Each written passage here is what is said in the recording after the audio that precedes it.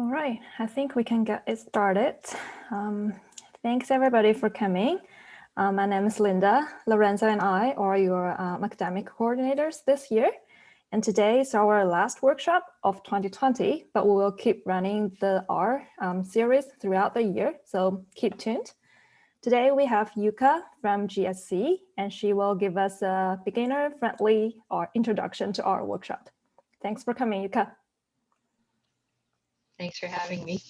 I just want to say that if you are comfortable with turning on your video, it is recorded, but if you're comfortable, it'd be great to see your guys' faces, but no pressure at all. Okay, so just to some quick resources. Ooh, thanks, Gabriella. Hey, Rachel. Just a few documents I wanted to share with everyone, so everyone have access to this Google Doc. If you open this Google Doc up, you should see two links at the top.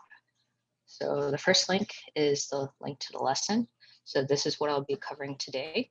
And the website really is something that you don't have to have open, but it's a resource for you to go back to. Like I'll be demonstrating all these different things, but it's just a resource for you to look back on, or if you want to follow on the website, that's completely cool too. And the second one is the Carpentries Code of Conduct. So a little bit about me first is that I'm a certified instructor with the Carpentries, which is an organization that teaches R in different languages to promote understanding and skills in the data sciences. And as an instructor, I'm just using their code of conduct so that we create this friendly environment. And this workshop is geared towards newcomers to R. So I just want to say that typos are the biggest mistakes that I make, and they might be yours too, and that's totally fine. I just encourage everyone to just speak up when they're lost or if something isn't working. Yeah, and just like if we're all mindful about the kind of languages that we use, like we could make this environment more interactive and like more fun and welcoming for everyone. So just keep that in mind. In addition to being an instructor for the Carpentries, I'm also an instructor with RStudio starting this year. And I'm also organizing curriculum for the Carpentries and organizing at RLadies, which is a really great organization. There's a Vancouver chapter of RLadies where you can get more interaction with the greater R community here. Okay, what else? I guess that's all for housekeeping. Yeah, like I said, this is geared towards beginners, and if you are more familiar with R, that's great, and feel free to stay on.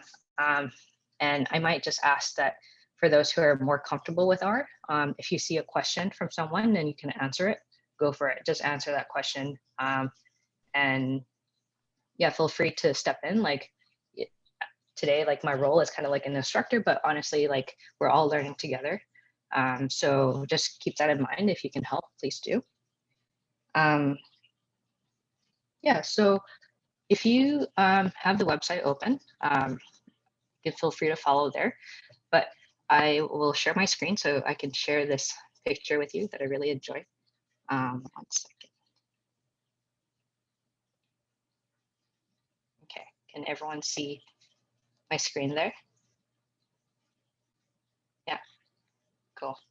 So this is an illustration by Alison Horsch. She is I think assistant professor in stats or bioinformatics.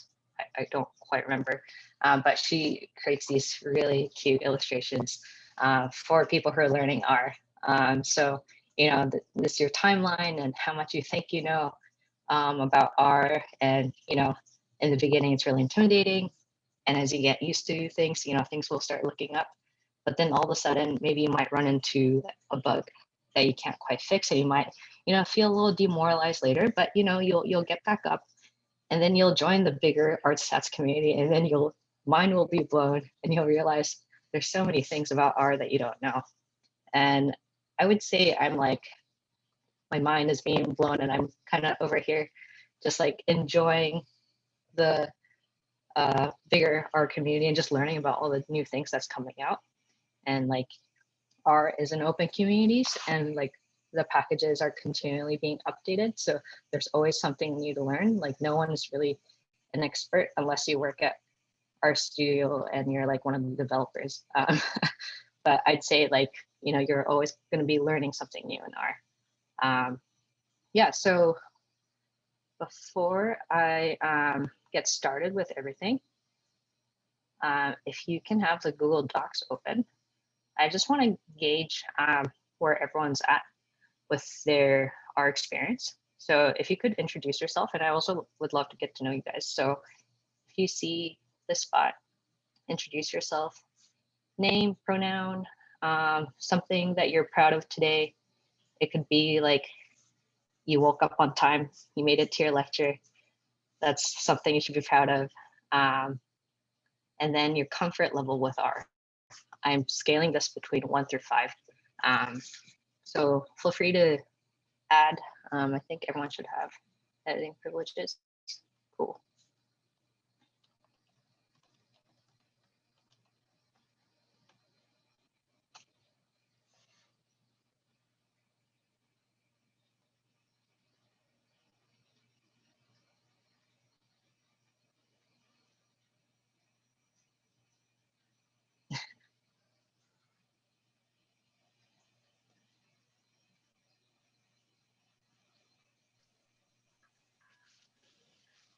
Where do you get that? Oh, sorry, the link? So can't you click? No, so I don't understand. it's okay. Like she's sending the link again, but Yeah, I don't know where my chat box went. Can someone share the link again? Why is it Yes, only I am girls? sending it to everyone again. okay, she's sending the link because I don't have that link. Okay, let me. And Sophie, you're unmuted, you know, right? No, I didn't know.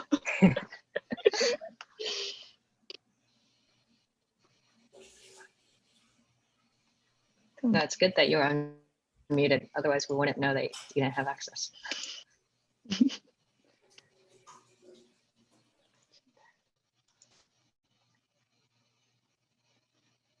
Nice. I think this is everyone. That's awesome. Thanks for contributing. Yes, I'll just start with myself. I'm Yuka, she, her. Oh yeah. It's the hardest thing to do on Google Docs is like to type together without like cutting someone off. Yeah, so my name's Yuka. I go by she, her, and something I'm proud of today, well, I guess generally right now, is that I passed my comps last week. So I'm just so happy that's done. And my comfort level is number 5. I work with art every day. And I love seeing how like people, oh, whoa, nice. Sneha just presented research at an international conference. Congratulations, that's really awesome. Yeah, interesting lab results. That's always great because that's not always the case, right? Yeah, so I'm really glad to see everyone is at very varying levels of comfort with art. And hopefully this will be the right fit that I can teach at a pace where everyone can keep up. And in case things are not clear or I'm going too fast, please feel free to like say something in a chat box. For some reason, I can't find my chat box currently, but maybe Linda or Lorenzo can stop me just to let me know if something came in. Yeah, that would be great. Awesome. Just a few more minutes for people to finish up and we can get started. Okay, so one thing you'll have to have up is your RStudio.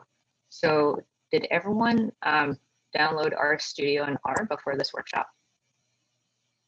I guess you can say yes or no next to your name here so I can see. Or you can unmute.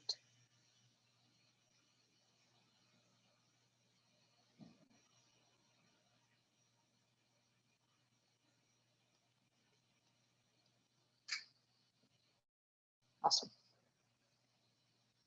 Okay, so I guess we'll go back to this website just to introduce like what this workshop is about today. So this is a very condensed piece of a 2-day workshop that I usually teach. Usually I teach at our workshop where we start from the very beginning, learning how to install everything till the end, creating publication quality figures. But in this 1 hour, I decided to take a small portion of that. And this portion comes from the Carpentries lesson page. So feel free to like click on this link. You'll see the full 2 days. So you can see where this piece of information will fit into the greater piece of like trying to understand the fundamentals of R. And this content, like if you have any questions about whether or not you can share this, like feel free to share this. It's all licensed through the Carpentries, and you can feel free to remix and do whatever you want with it. Yeah, so functions it might seem kind of out of place in the learning process, like, but everyone's used a function even at the very beginning stages of R. So for example, if you've already used the paste command or the print command, anything that's followed by these parentheses are functions, essentially. So if you've loaded a package called tidyverse or dplyr using the library function, that's a function on its own. Print and paste are functions. And what is really useful about these is that you can invoke a certain operation repeatedly using a name that's meaningful for you. So the library function is called library function, and you'll know exactly what that's going to do. Or like the print function or the paste function. And you have a defined set of inputs, and you have very defined, or your outputs have a certain expectation, a certain shape or certain length or certain outcome that you want.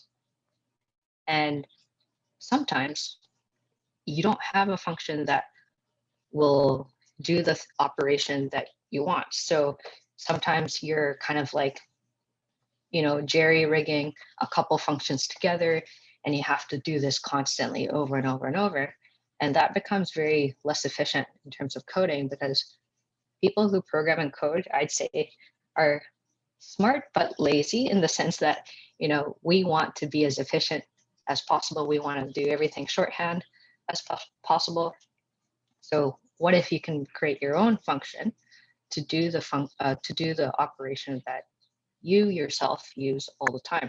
Maybe it's not something that everyone does, but that you'll come into this, come to use this more often than everyone else. So this is an opportunity for you to build your own function.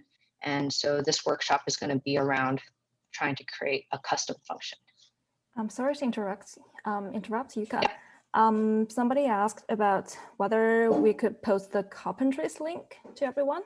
Do you have that link? It's here. You can click on it through the website. I guess people, okay. Is it possible to post it on the chat box here as well? Oh, sure. If I can find the chat box. I don't know how to pull it back down. Okay. Oh, it's here. Did you find it? Found it. I clicked on it, and oh, it's over here. Cool. Thanks. Yeah, that's the Carpentries workshop here. Okay.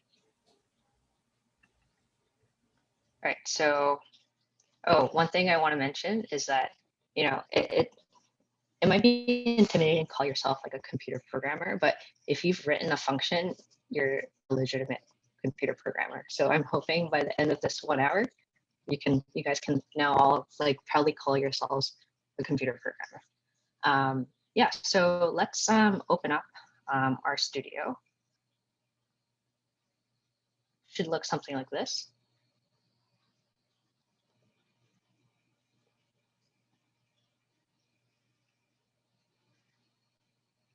One second.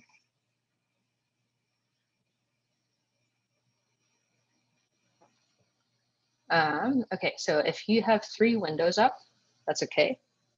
You want your 4th window, which would be hitting this double square, and you should have a script open now. And so just to make sure everyone can be oriented, you have your scripts. This is where you write. It's kind of like a notebook. You have your console to your right. Everyone's orientation might be a little different, but if you see something that looks like tells you what the version of your R is, then this is your console. You also have your global environment where your variables will be stored. And you have a location where you can see contents from your own laptop. It might be your home, it might be somewhere else, and that's completely okay. So the body, so a body of a function contains very specific sets of things. So you don't have to type this with me because it's not a code that's going to be runnable, but I just want to show you what that would look like. So first, like your function would have a meaningful name, like I mentioned before. So let's say, oh, meaningful name. That's going to be the name of the function. And in this function, oh, let me make it bigger. Can everyone see all the text pretty like clearly? It's not too small. Yeah, it's okay. Cool. So in this function, meaningful name, we want to assign it function. So this then tells R, like I'm about to create a function that's going to be called meaningful name. So you create these double parentheses, and you have argument 1, argument 2, and so on. So these are your inputs. Oh. And after your inputs are set, you create these curly braces, open those braces up, and your results will be created using specific operations. So we can say operations 1, you're doing something to it, and these are going to be stored in your results. And at the end of every function, you always want to return the result. And once you have returned your result, once you run the function, you should have the output should be what your results are. And hopefully your functions that you create in the future are going to be much longer, more complex, but we're going to keep it quite simple today so that we're not running into any issues. So let's build our first very own function. Let's build something that will multiply. So here you can start coding with me because this is a function that will actually work. So in the name multiply, we're going to create a function. Well, it'll create use an input A and an input B. And you want to open up your curly braces. And the product, that will be A multiplied by B. And at the very end, I need to have the return function. So we'll return the output, which is called product. So once everyone has typed all of this, highlight everything that you've typed for multiply and run it in your console. So one way to run things is to highlight, and on a Mac you hit Command Return, and I think on a PC it's Control Return. If that doesn't work, try the other buttons. I don't quite remember anymore. Or you can hit Run. So once you do this, you should see that your code is now spat out into the console, and it looks like nothing happened. And that's the expected outcome because we haven't actually done anything yet. We just created this shell that has certain pipes and operations connected to it. But what you will see that's new is in your environment, you have something called functions, and under functions, you have something called multiply. And if you don't see this, make sure you run the code up here, and that should give you a new environmental variable called multiply. That's under functions.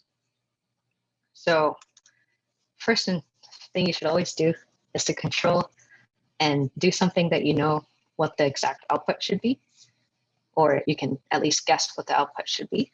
So let's use the new function called multiply. And let's say we multiply 3 by 4, and we would know what the answer should be. So run this line. And on the right-hand side in the console, you should see that the answer was spat out, which is 12. Yeah, everyone's doing okay so far? Okay. So some things to note is that when you do run a function, if you don't have anything that's being spat out, make sure you have the return, make sure you have this typed in here.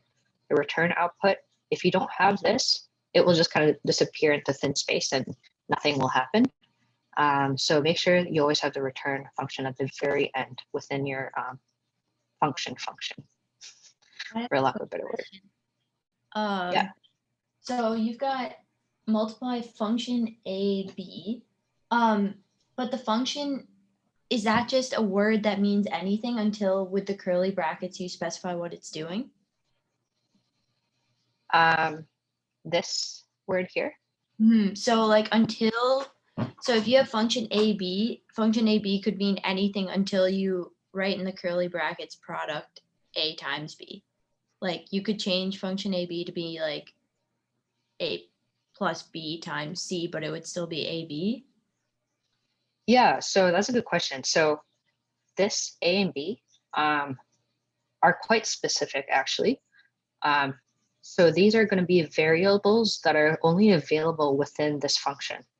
So Okay. say, for example, I'm actually going to assign a variable called A, which is 10, and B, 20. I'm going to run this, and it's going to be external to my function. But this is where it gets a little confusing because this A and B only exists within this particular function. So even though A and B are defined out here, it will change based on what you enter within the parentheses here. So this should still give me 12 rather than 200. Okay. Yeah, so these are specific to what's available inside. So which is also, I guess, a great reminder to make a name more specific to what you mean, and don't always use variable like X or Y. I mean, I'm always guilty of that too when I'm like quickly trying to figure something out. But if you can make a meaningful name, it'll be like more helpful to you in the future when you're trying to like figure out if you're not getting the right results, where it's coming from and whatnot. So, but if I had like an extra variable, say E in here, this might not work because I don't, E isn't anything currently. So, so if this is my new function and I say 3 times 4, but then there's a times E, it might say, yeah, object E is not found. So this will give you errors. So what you define here are your inputs. So what's nice about making your own function is that if you always know you'll have 2 things that you want to do something with, but these 2 things can change. Like for example, you have data that's coming in every day. It's going to be the same format. Everything's going to be the same, except it's just going to be measured on a different day. So it's an experimental data that's just changing, but everything else is the same and you just want to do the same operation. It makes it flexible to use this function over and over again by creating these global variables. Yeah, thanks for the question. Okay, so let's run our first challenge. Challenge there. Might not take 10 minutes, but I'll give everyone some time. So the first challenge, now that you've made your own function together with me, I want you to use the building blocks that I shared with you above and fill in the blanks below to figure out how you can build a function called F to K, which converts Fahrenheit to Kelvin, by filling out the blanks here. And not everyone remembers the calculation from Fahrenheit to Kelvin, so I'll give you the answer right here. And I'll leave this up for a few minutes. And when you are done, I'm just going to quickly switch over here. You'll see an area called challenge 1. When you're done, just simply write your name so I know where everyone is.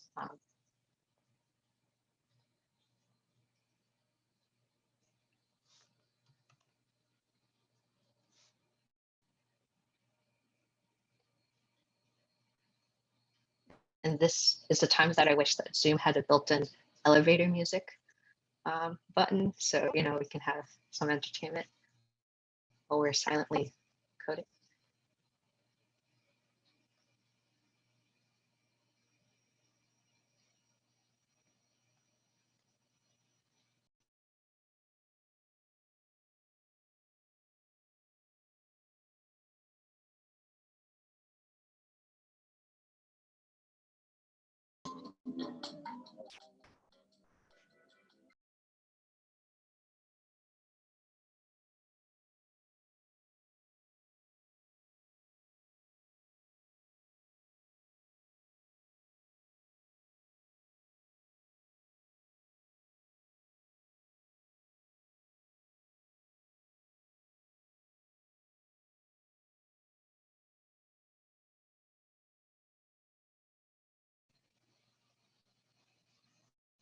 And if while you're trying to figure this out and you feel like you're hitting a bit of a roadblock, feel free to unmute and ask away, or you can paste your question, or if you just want some one-on-one help, paste your question in the chat.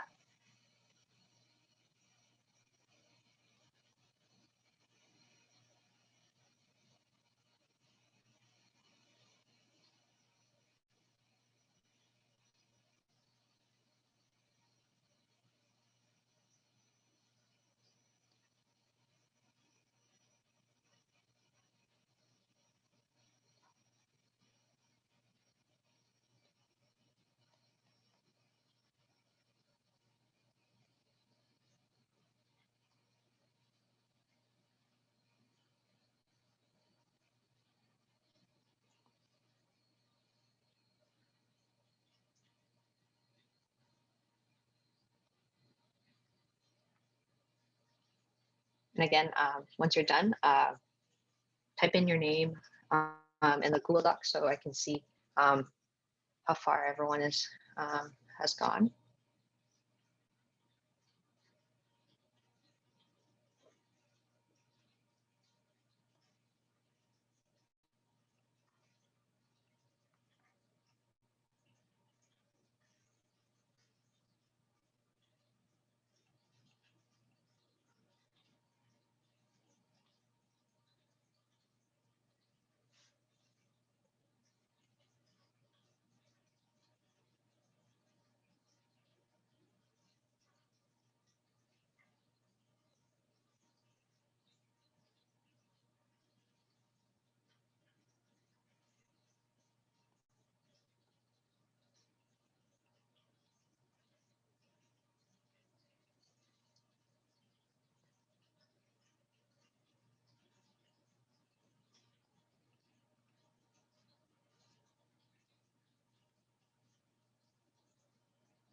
Awesome.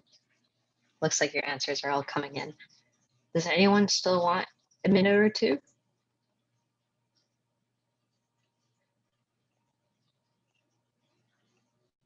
No? Okay, so let's go through this challenge together. So at least at the end, we can still understand what the answer is. I'm not going to just leave you behind or anything. So this function F to K, I'm just going to copy this over to my RStudio so we can all see what the blanks were. And I'm going to also copy over the formula because I also don't even remember what this is.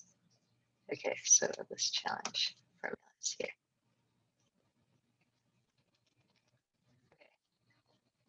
So we have our name, F to K, Fahrenheit to Kelvin conversion. And our first blank, this is the first part of the challenge, is there's clearly a function because we see two parentheses, and it's taking in a variable called temp. So can someone tell me what this first piece of blank should be? Function. Awesome. Yes, it's called function, and it will turn purple or not, depending on what you have. And you have your open curly braces, and you have a variable that you're assigning, something you're assigning to Kelvin. And so this is something, this is your operation, your unique set of operations. So does someone want to share with me what they used as their answer? Someone new?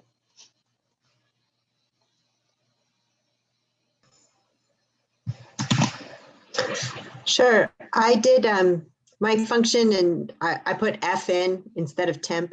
And then it says Kelvin, the arrow, and then I just put in that formula. So in parentheses, F minus 32, or in your case, temp minus 32.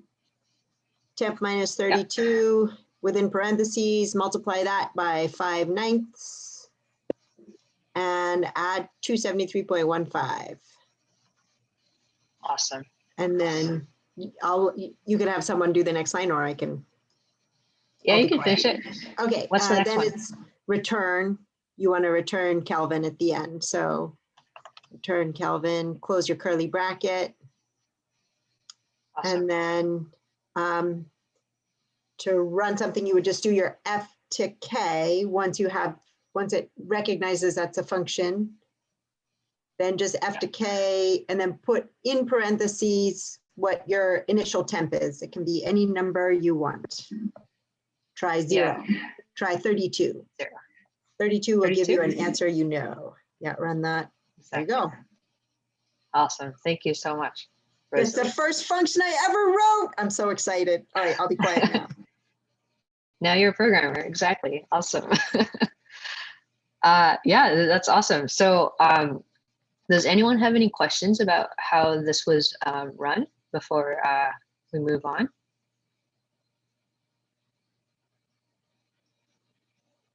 No? Okay, awesome. So yeah, so everyone, this is like your first function. So congratulations, you're now a programmer. And we'll start building on this a little bit more. So now that you know how to fill in the blanks, for the second challenge, I want you to make a new function. So, whoops. So challenge 2 is to create a function called K2C, which is going to take Kelvin and convert it to Celsius. And this formula is going to be called the formula is it takes Kelvin, you minus 273.15, and that should give you your Celsius. And instead of filling the blanks this time, I just want you guys to go to the website and look at these options, so A through D. And I want you to find the right answer. And the first thing to do is find the right answer. The second thing to do is to figure out why the ones that don't work. Like find the mistake in the ones that don't work. And once you've done that, don't type the answer, but just type your name on the Google Docs, so I know you've done it.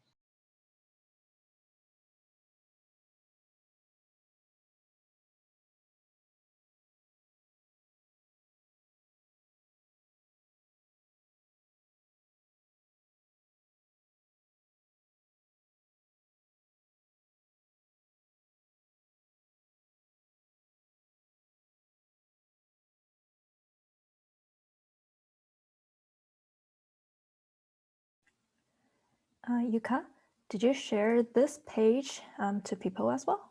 Or we are just supposed to see this page from your screen? Oh, this page is, I put a link here called Building Functions.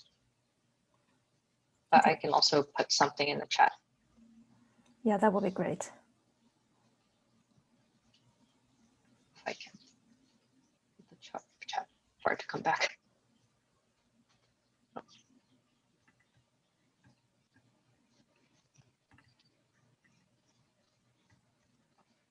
Thanks.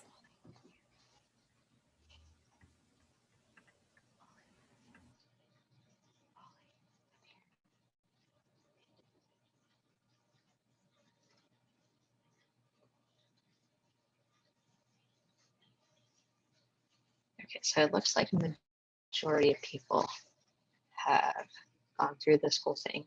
Why don't we work on this together so that we can all like together like understand what the right answer is and like what the mistakes are in the code. So the challenge was you wanted to create a function called K/C that converts Kelvin to Celsius.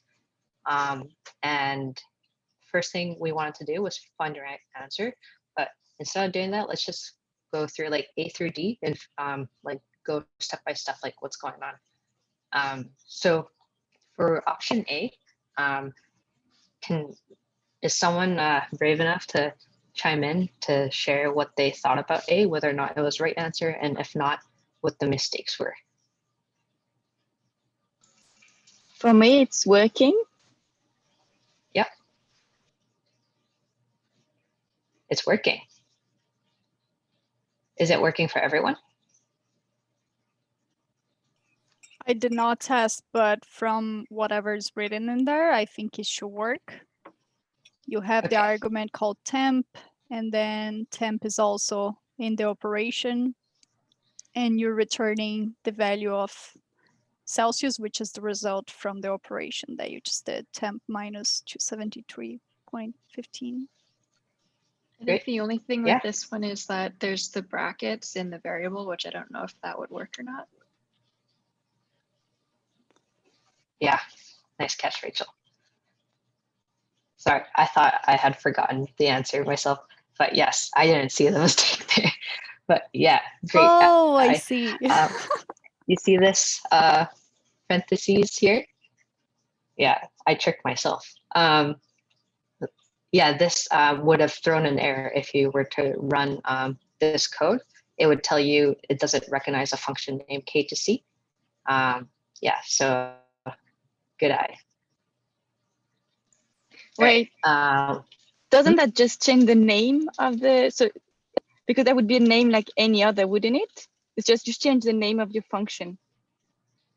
Yeah, it might seem that way, but unfortunately, these are special characters that R wouldn't really quite recognize as a name.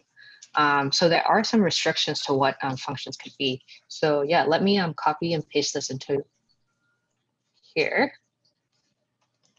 and just show you what might happen. So if I were to run this, it would say error in this line, invalid left side assignment. So I guess you can't assign something into an empty function, but if I were just to run this piece, it would also say can't find function K/C.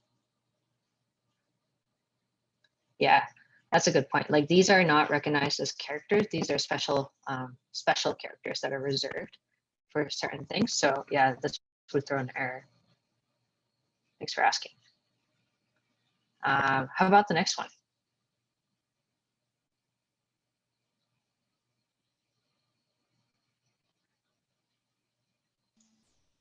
Anyone? It doesn't work because we don't have the return.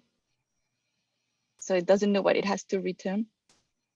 Yeah, exactly. So if you were to run this, you wouldn't have an output because it just silently disappears into an internal variable called Celsius. Even though the operation is happening, you won't know what the answer is. Yeah, so you're missing this return line. Good job. Okay. So how about C? Can someone new be brave enough to chime in?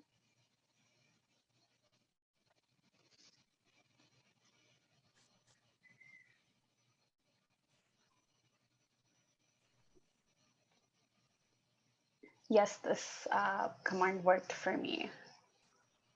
Yeah, cool. So this one worked for you. And Sneha, you tried this out. You try to put in a variable. Yes. Yeah, awesome. Yeah, so the one best way to try it is to copy and paste the code to see if it works. So yeah, C is the answer for this, I guess, challenge. Like it has all the right components. You have the word Kelvin that you then recycle in here, and you also have the very important return function within the function. Yeah, so that's great. So that's the correct answer. And the last one, D, can someone tell me what is, I guess, not missing, but what's wrong with this function?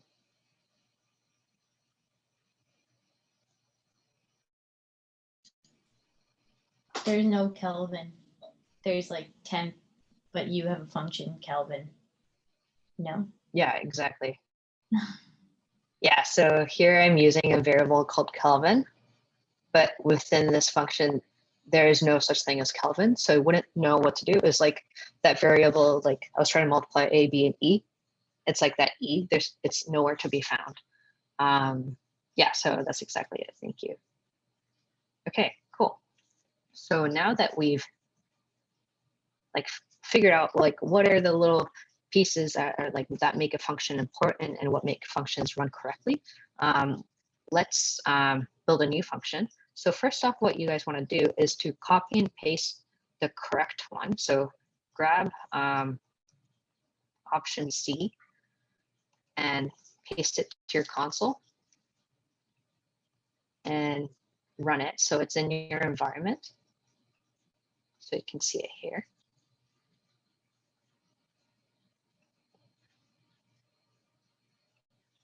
And once you do that, I guess this is a bigger challenge where, so in the third challenge, I want you to actually build a new function called F2C. And I think everyone can see where I'm trying to go with this. That uses F2K or whatever you called yours, and K2C. Oops, let me go over here. To convert Fahrenheit to Celsius. And just to start you off, or yeah, let me just start you off. This is going to be the general skeleton.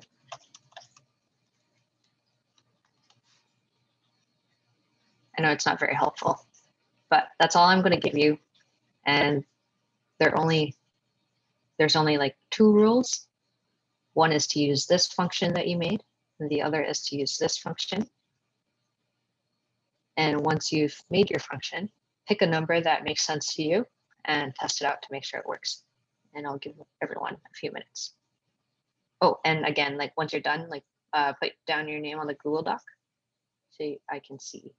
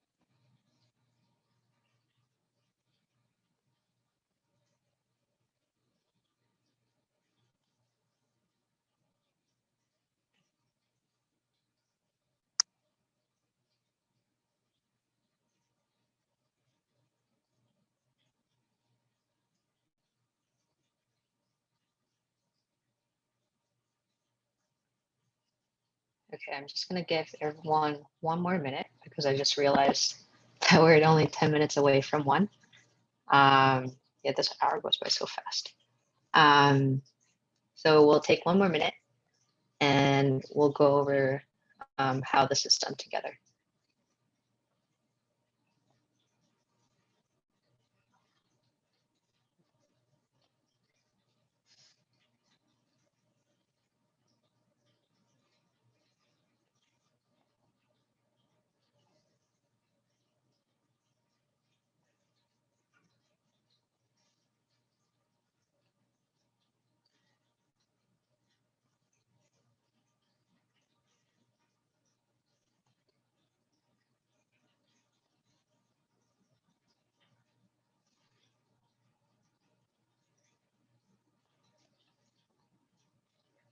Okay, so the nice thing, or maybe the most confusing thing to some people, is that there isn't one right answer to coding. There are so many different styles of coding. There are so many different ways you can get to the right answer.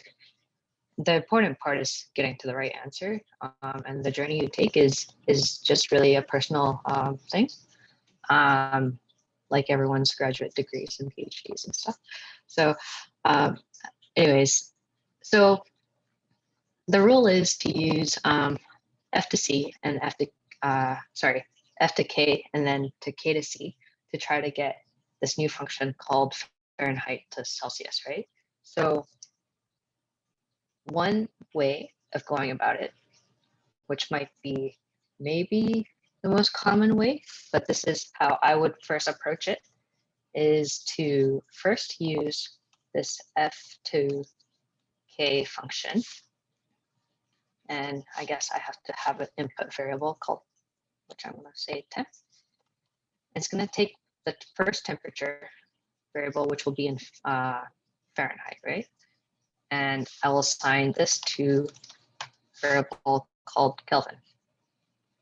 And then next, I can then use my K to C function, which will take the Kelvin and assign this to Celsius. And finally, I'll return Celsius, and this should,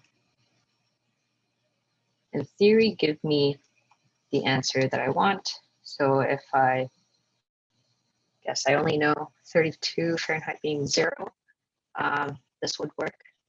But there are also other ways that I can think of approaching this question. So did anyone else get have a different approach? I nested the functions. Yeah, so nesting functions, that's a really nice way of going about it too. Let me build a fresh skeleton here and delete this. Rachel, do you mind sharing with us like what you have? Yeah, I can just copy and paste it. Okay.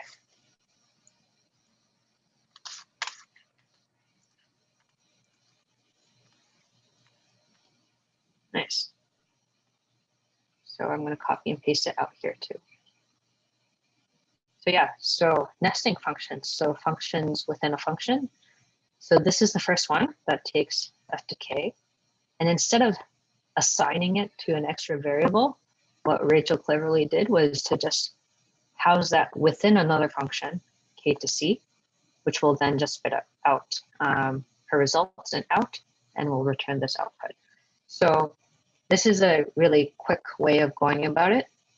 And if you're thinking nesting functions, what can you actually do? If it's a really short operation like this, you could really just take this and put this within return.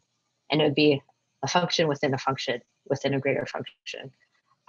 Ideally, I don't recommend this at all because what you would be building for yourself would probably be more than just a one-liner. It'd be a series of a little more complicated operations. But just to get used to the idea of like being able to nest functions is really important. So yeah, I guess this is the only option I can think of. But at one point, I taught a workshop where someone else had a third option. I don't recall what that was. But if there is a third option that someone's come up with, feel free to share that on the chat as well. Okay, so in the interest of time, I want to share one or two more things that will come in handy for you in the future. So it's called sourcing functions. So sourcing functions is a really nice way of being able to load functions that you've previously used. So the way we've been approaching it today is in one giant script, you have this written out. And say you want to use this function again for a completely different project and it's on a different script.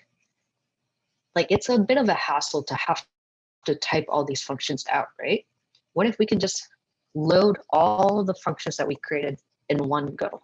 So that's called sourcing functions. So let's just open up a new R script. So if you click on this plus symbol here and you click on R script, what you can do is you can scroll up and find your first function, which is your Kelvin to Celsius.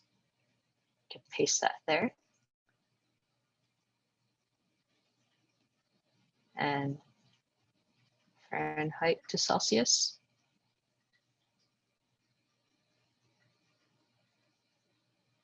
And what's that?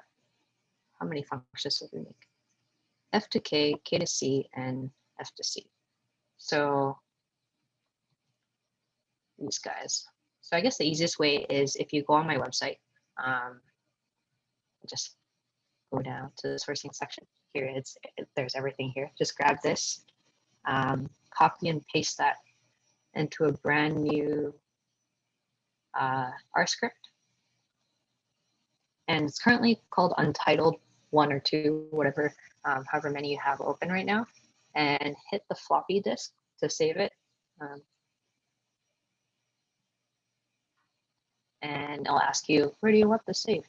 And you can save it somewhere you know best. So you could say, I'll save it to my desktop.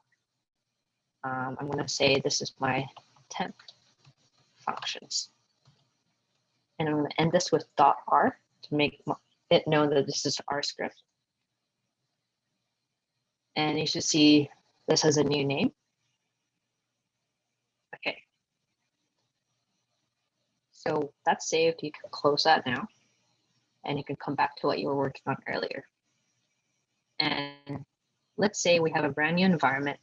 Currently, it's difficult to decipher which is which because we have a bunch of things already created. So let's just like erase everything. One way of going about it is clicking this broomstick to clear it, or you can do remove list equals ls. Whoops.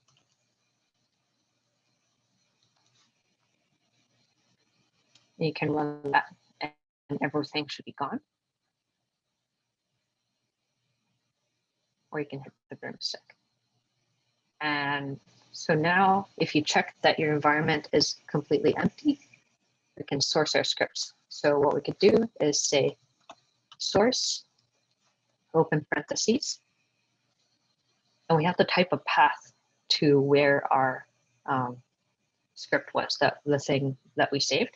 So depending on where you put it, so I put that in my desktop, and it's called temp functions.r. Your path may be different. The tilde on a Mac, and I think also on a PC, just is a shorthand for like my own folder, and they'll kick out to your desktop and give that a go, and you should see all your functions pop up again. So if you have a set of custom functions, or if you want to share your functions, this is a really nice way of sharing it.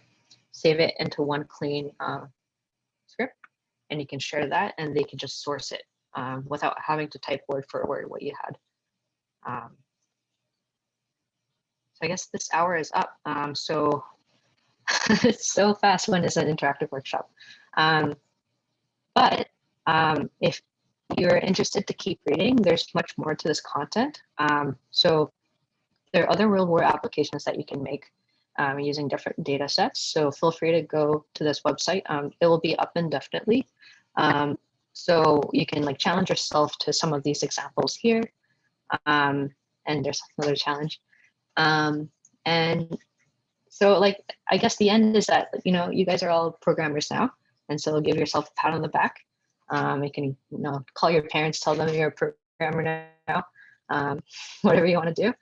So hopefully, like, you know, like you're on this journey and you feel a little bit like you're going the uphill side.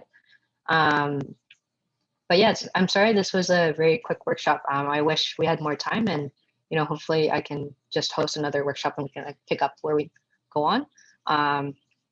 And one thing to note to put this function in context with everything else is, so if you want to like push yourself to the next level, try to figure out like how you can like advance, is like there are different resources, like the Carpentries that I pointed out. RLadies is a really great community. But in terms of like concrete examples of what you should look up are things like for loops and conditioning. There's a lesson here that I've linked. This will put into context like how can you reuse certain function over and over and over again within a certain script with different variables. What are these apply functions? What is this per package? Per package, it's really cute. It's a little cat, but it's built by the Tidyverse people at RStudio. That is a really nice, clean way of using these apply functions. So if you haven't heard of per yet, check that out.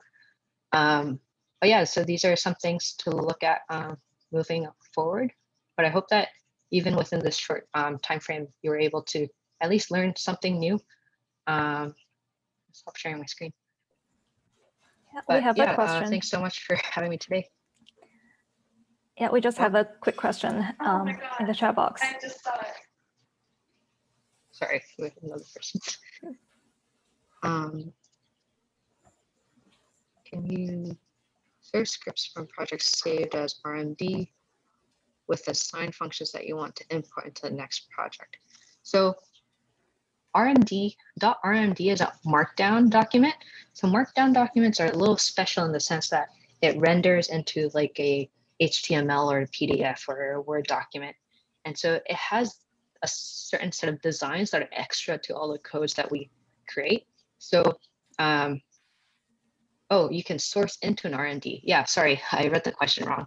So yes, you can source these function scripts into an RMD.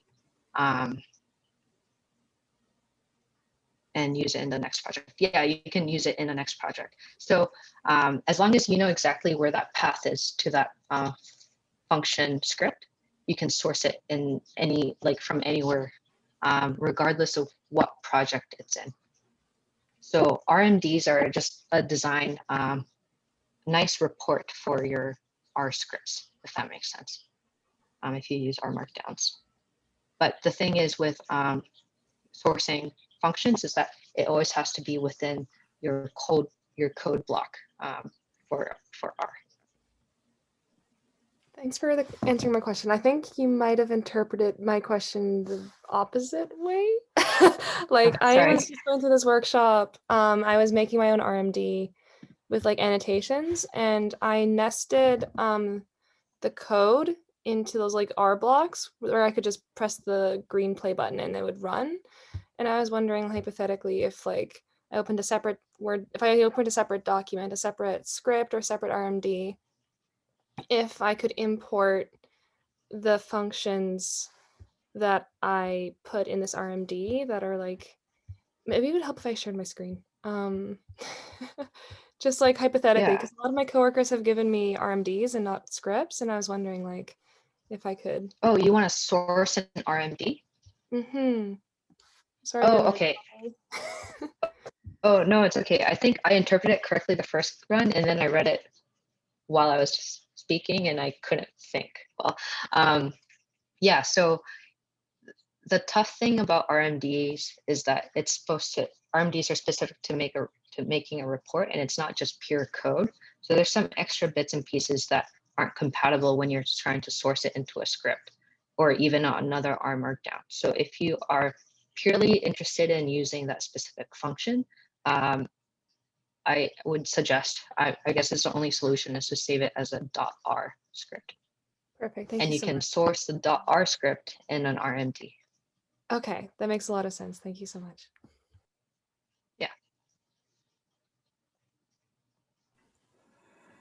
All right. Any other last minute questions? Yeah. I have one last minute question. It's so dumb though that I didn't want to say it. Every No, time it's not dumb. every time I try and like, I mean, not that I've done much, but every time I try and move around files, it really messes with like opening things and like referencing to other things. So do you know the best way like to organize your files so that if you need to move them, it's not so messed up? Yeah, that's a tough part. The best practice, there are best practices for coding and housing and storing your data. You generally want to put it somewhere where you can leave it alone, especially your raw data that you're reading in. So you can move it around your scripts, but not so much your data. So I would suggest, like, if you can make sure you can keep your data in one location, do so, and you can move your scripts to a different folder. But when you do move that script, so for example, oh, let me just quickly share my screen here. I think I just hit that and hit share. Okay, so this is this very specific path that's saying, go to my home directory, go to my desktop directory. Directory is just another name for folder, and then open this certain thing. So when you move it, it's no longer, so if I moved it outside of desktop, when it looks inside desktop, it's no longer there.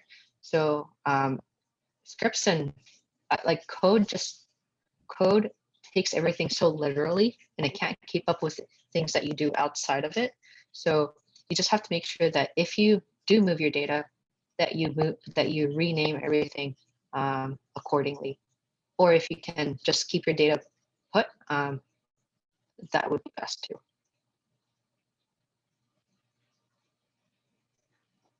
Thanks.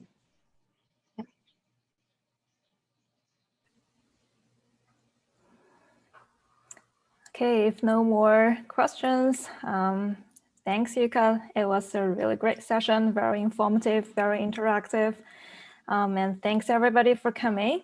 As I mentioned before, we will keep running the R series through the year. So from the basic ones to more advanced ones, stay with us and stay safe. Enjoy the rest of your day and hope we will see you next year. Bye, everybody.